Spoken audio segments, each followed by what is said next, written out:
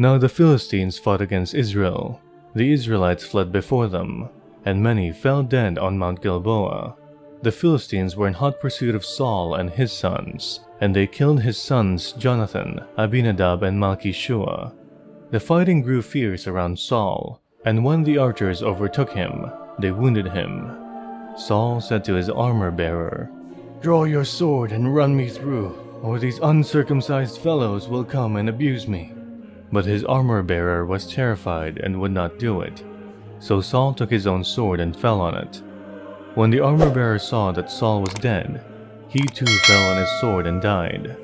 So Saul and his 3 sons died, and all his house died together.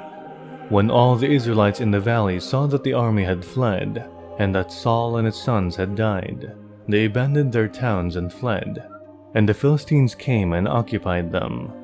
The next day, when the Philistines came to strip the dead, they found Saul and his sons fallen on Mount Gilboa.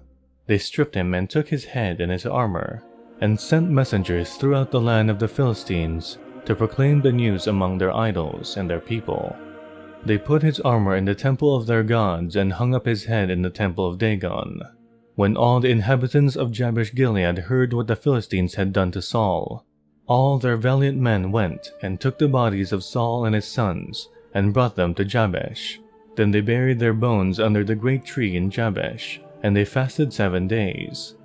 Saul died because he was unfaithful to the Lord. He did not keep the word of the Lord, and even consulted a medium for guidance, and did not inquire of the Lord.